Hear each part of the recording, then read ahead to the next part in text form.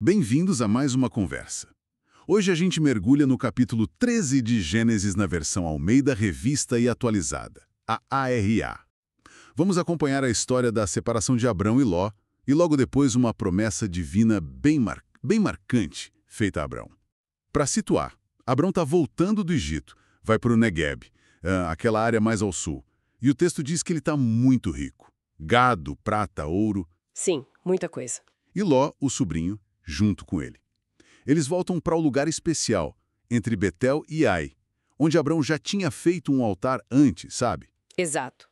E esse retorno ao altar não é à toa. É quase um realimento espiritual depois do Egito, né? E a menção da riqueza logo de cara prepara o terreno. Mostra que a benção material, olha só, pode trazer complicação. E não demora mesmo para complicar, porque Ló também tinha enriquecido bastante. Muitos rebanhos, gado, tendas. Prosperou muito. O problema é que a terra não aguentava os dois. Era gente demais, bicho demais para pouco pasto. Aí começa a briga. É, entre os pastores deles, né? Isso, entre os pastores de Abrão e os de Ló. E ainda tinha outros povos lá, os cananeus, os ferezeus. A terra já era disputada. É uma ironia, né? A prosperidade, que é bênção, vira fonte de conflito. Falta recurso. A riqueza exige mais espaço do que a terra oferece, ainda mais com outros povos ali. Mostra que, sem sabedoria para administrar, até a bênção pode dividir. E aí o Abrão, ele toma a frente para resolver. Ele chega pro Ló e fala tipo, olha, a gente é parente, não dá para ter briga entre nós nem entre nossos pastores. Uma atitude de líder, né? Pacificadora. Totalmente. E ele faz uma proposta muito generosa. Ele diz pro Ló escolher primeiro. Se você for para a esquerda, eu vou para a direita. Se for para a direita, eu vou para a esquerda. Basicamente, escolhe aí, eu fico com o que sobrar. O que você acha disso? É só bondade ou tem estratégia? Olha, é um gesto de muita grandeza, né? Ele prioriza a paz na família. Abrão, como mais velho, o líder, podia escolher primeiro, mas ele cede para manter o relacionamento. Agora, pode ter um lado prático também, sim. Como assim? Talvez ele tenha percebido que um conflito aberto ia ser ruim para todo mundo, desgastante. Então, separar amigavelmente, mesmo perdendo a melhor terra na aparência, seria a melhor saída a longo prazo. Evitar um mal maior. Faz sentido. E Ló aceita a oferta. Ele olha em volta e vê a campina do Jordão. O texto descreve como, nossa, super irrigada, como o jardim do Senhor, como a terra do Egito. Uma descrição bem forte. Isso antes de Sodoma e Gomorra serem destruídas, claro. Aí Ló escolhe essa região e vai para o leste. A escolha de Ló é visual, né? Pelo benefício imediato, aquela comparação com o Éden e com o Egito, que para eles era sinônimo de fertilidade, de fartura, mostra o quanto aquilo brilhava aos olhos. Parecia a melhor opção óbvia. Exato.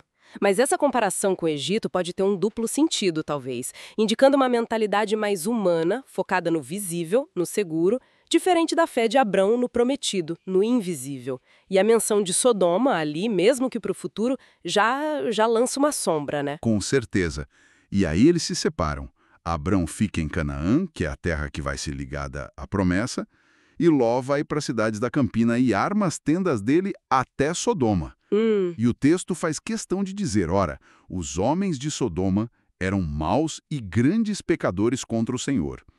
A geografia aqui parece carregar um peso moral, não? Totalmente. A separação física acaba espelhando destinos diferentes. Abrão fica no território da promessa. Ló se move para perto de um lugar conhecido pela maldade. A escolha que parecia vantajosa na prática coloca ele numa vizinhança perigosa, espiritualmente falando. O lugar que ele escolheu o levou para um ambiente de risco. E é interessante que, logo que o Ló sai, Deus fala com Abrão. Pede para ele olhar para todo lado, norte, sul, leste, oeste, e promete toda aquela terra que ele está vendo, para ele e para a descendência dele, para sempre. O momento é muito significativo. Parece que a saída de Ló, que escolheu pelo que viu, abre espaço para Deus reafirmar e até ampliar a promessa especificamente para Abrão. Aquele que ficou, que confiou. Como uma recompensa pela generosidade. Pode ser visto assim, sim. A generosidade e a fé de Abrão são validadas com uma promessa ainda mais clara e abrangente de Deus. E a promessa sobre os descendentes é, uau, incontáveis como o pó da terra. Uma imagem muito forte para expressar a magnitude, né? Muito. E Deus manda Abraão percorrer a terra. Quase um ato de tomar posse, né? Sim, um ato simbólico de apropriação pela fé. E o que Abraão faz? Obedece. Ele muda acampamento, vai para os carvalhais de Manre, que ficavam perto de Hebrom, um lugar conhecido por ter árvores grandes e importantes, e lá ele constrói outro altar ao Senhor. Por que mais um altar? Ah, o altar é fundamental na jornada de Abrão. É um ato de fé e de reivindicação espiritual daquela terra. Ele está marcando aquele espaço como um lugar de encontro com Deus.